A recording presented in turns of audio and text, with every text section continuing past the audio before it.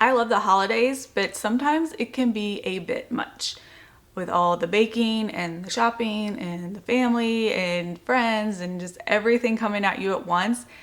It can be a big energy suck.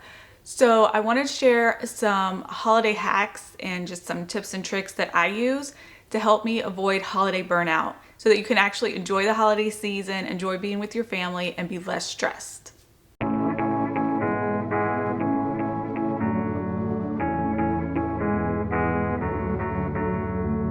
I'm Ashley, and I love sharing tips and tricks to help you run your family and your finances more effectively and efficiently. So if you're into that kind of thing, make sure you subscribe below, and let's get into all of these holiday shortcuts. So the very first thing I want to say about avoiding holiday burnout is to just have the mindset that not everything is going to be perfect. It's okay if the cookies burn. It's okay if your house isn't Pinterest perfect. It's not going to be. So just have that mindset that it's all about just spending time with your family, taking some time for yourself, which we'll get to in a minute, and not about having the picture perfect movie Christmas, because most of us don't have that, and that's okay. Like, do what's right for you and for your family and for your sanity, and if you need to take shortcuts, take them. So a big thing that I do to help avoid stress is to plan ahead. I always like to make a Christmas budget. I will make a list, like sit down and actually write out a list of everyone that I want to get gifts for and how much I'm going to spend on each individual person, so that I know way ahead of time what I need to budget for and set aside in my savings. And I did a video earlier about how you can start saving for Christmas year round. So definitely check that out, and you can maybe use the tips that I share in there for next Christmas to help you. But no matter what time of year it is, it's always good to sit down and make a budget to help you plan ahead. Another thing I like to do to keep stress down is once I get a present that I'm going to give to someone, once I have about 3 to 5, I'll sit down and wrap them as I get them. So doing 3 to 5 at a time is not so bad, maybe takes about 10 minutes. And that's a whole lot easier than sitting down to wrap, 30 gifts on Christmas Eve.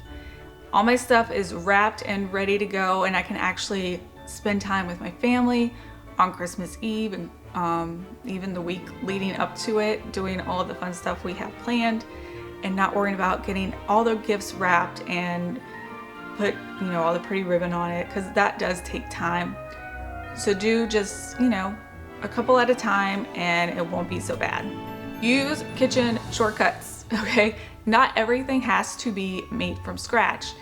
If you are making a big holiday meal, maybe you could get the big Christmas ham or the Christmas turkey. Buy that from a store, like honey baked ham or even a deli, and then you just are focused on making the sides, so that's a whole lot less off your plate. If you are cooking for a large crowd of people, have it be a potluck dinner. This is what we do. It makes things a whole lot easier on everyone. Everyone brings a dish, so it's not all on one person. Also, don't be afraid to buy pre-made desserts.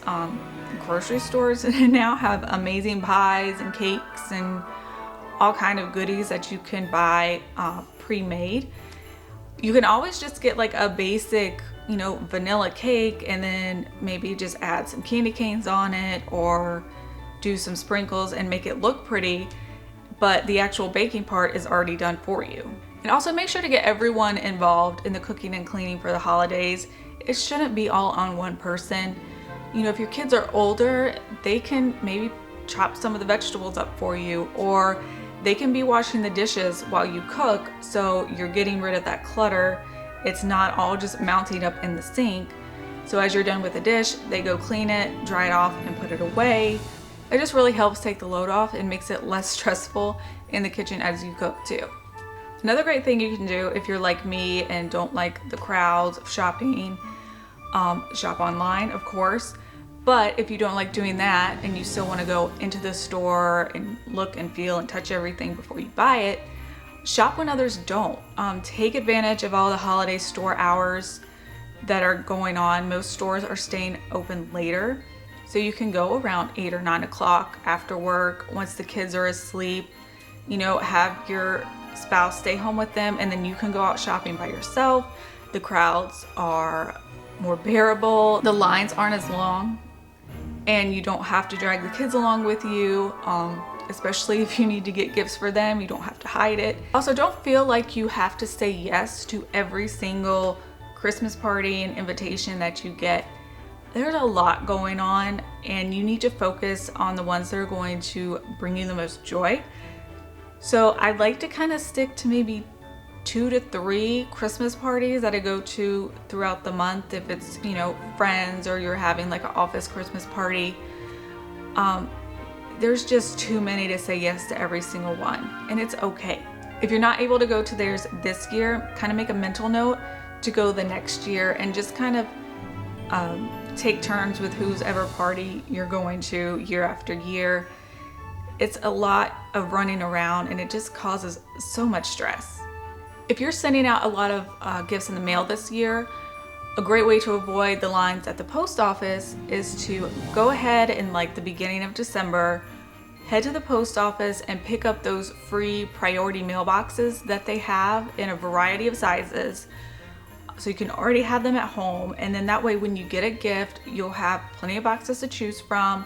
Stick it in the box. You can actually print your shipping label from home. You can just go to USPS.com and print it out, go ahead and stick it on there. So all you have to do when you get to the post office is just drop it off. Or you can even just schedule a free pickup, so they'll pick it up at your house, and then you don't even have to go to the post office at all. This may sound weird, but a great way to avoid some more stress is actually schedule the memories that you want to make this year. Like there's just so much to do in the holidays. You can't do it all. So if there's like 2 or 3 things that are family traditions that you really want to do, schedule when you're going to do them on which days, so it all doesn't start piling up on you. We like to go to see Christmas lights. We like to go do a supper with Santa. So I'll schedule those out like 1 or 2 a week, so it's not all done the week right before Christmas. And lastly, make sure to actually take some time for yourself. Watch those cheesy Hallmark Christmas movies if that's what you like. Sit and have some hot cocoa, read a book, just take a nice shower, and you know, just kind of decompress. But you need to take that time for yourself, and it's okay. It's not selfish if you have to stick your kid in front of the TV for half an hour just so you can get yourself together. They'll be fine. To sum it all up, make sure to take time for yourself. Shop when others don't. You know, take shortcuts in the kitchen if you need to. Slow cookers will be your best friend this time of year. Take advantage of them. And just remember to enjoy the season. Remember what it's about. So use some of these tips and tricks that I've shared to just help you avoid holiday burnout so that you don't become the Grinch this year. And make sure to follow along on Instagram. And if you found this video helpful, remember to subscribe so that you can see more of my videos here every single week. And I hope you have a very Merry Christmas, Happy Holidays, and remember to enjoy the season. I'll see you next time.